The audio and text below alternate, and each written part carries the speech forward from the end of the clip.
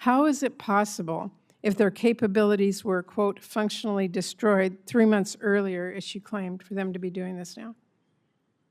Well, Senator, Iran is at the weakest point militarily it has ever been in the past decade. Certainly, maybe in 47 years, as they've gathered effectively a terror army. And that terror army was built to try to create conventional capabilities to defend against a pursuit of nuclear weapons, which meant thousands of ballistic missiles, many of which we have destroyed, others of which they have put inside facilities and hidden in underground facilities. And that's what terror regimes would do. So I acknowledge they still have capabilities, no doubt. But the amount of damage that we've done to them over the course of these series of operations has put them in the worst place they've ever been. Well, let me move. How did Iran shrink ship traffic in the Strait to a trickle again last week? We pushed almost, I believe, between 400 and 500 million barrels of oil under the nose of Iran over the course of Project Freedom, which went underground, which I acknowledged after we did so covertly because it was more effective to do so quietly than to do so publicly. So we've been in control of moving traffic through there for quite some time. Will they retain the ability to recklessly shoot at commercial shipping? And that's what happened. We had a ceasefire, and then they shot at commercial shipping recklessly also as a state. said at that same press conference, and I'm going to quote you, you urged Iran to, quote, let innocent ships pass freely. These international waters belong to all nations, not to Iran to tax, toll, or control. Last week, President Trump said the U.S. would charge a 20% toll to each ship to pass through the state. So based on your opposition to tolls, did you talk to the president out of that idea, or did someone else? Iran's not charging tolls, and they're shooting at ships right now. But Trump said that he wanted to charge a 20% toll. We have a blockade right now of all Iranian ships and Iranian ports, and it's effective. My time is out. Do you have a new estimate about what the war has cost us so far in this, the 5th month of the first year of this war in Iran? Senator, the estimate we have as of today is $37.5 billion. And is the current activity, which we've been told about, the exchange of fire back and forth in Iran, an indication that that number is going to go up in the months ahead? Some of that number captures additional O&M, mill pay, and other that would be anticipated through the fiscal year. So some of that anticipates what costs would be going out in the future as well. So the new number you've given me is what? $37.5 billion. Senator. And that represents the cost of the war through what period of time? Through now for certain aspects of it, but also mill pay, O&M, other anticipated costs through September 30th, Senator. General Caine, let me ask you a question.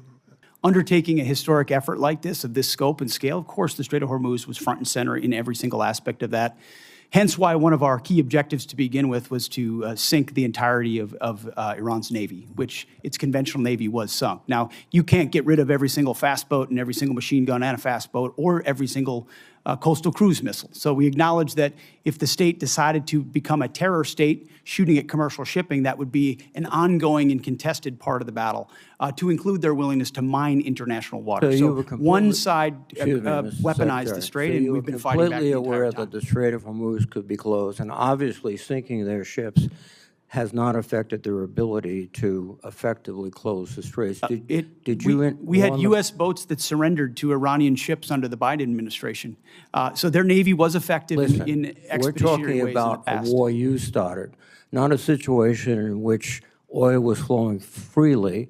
There was no conflict. We weren't losing personnel as a result of Iranian actions. So your fallback to the Biden administration is just a very, very obvious excuse for what I think is probably, as you described so often, gross negligence. You did not fully inform the president that you would be in a situation where the Strait of Hormuz could be effectively closed, oil prices could surge, and effectively the Iranians could maintain their ability to strike back as they are right now. They just killed some of our servicemen last weekend.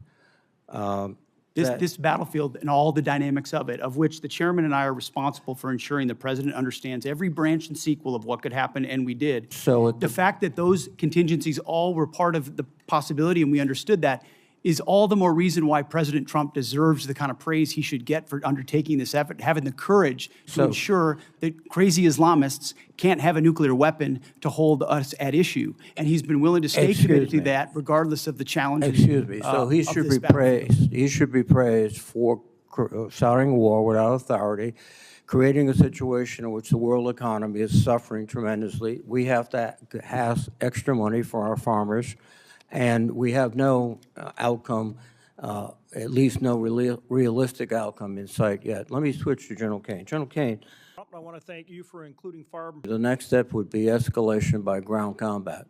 Do you anticipate that escalation? Sir, I think it'd be unhelpful for me to opine on hypotheticals. What I can tell you is we always develop an unbelievable amount of options and the associated risks, and then my main job is to always ensure that leaders understand those options and the risks. Now, if you employ ground troops to seize objectives, which I would assume would be the first stage, are you prepared for an extended guerrilla war, which would likely happen in that area? Sir, with all due respect, I think it'd be unhelpful for me to opine on hypothetical situations on whatever decisions the president may or may not take in the future. Have you advised the president that a ground combat would be very expensive in the lives of our soldiers, sailors, Marines, airmen, and also could probably lead to an extended unconventional war in that area? I don't see the Iranians sort of throwing their hands up saying, welcome to Iran.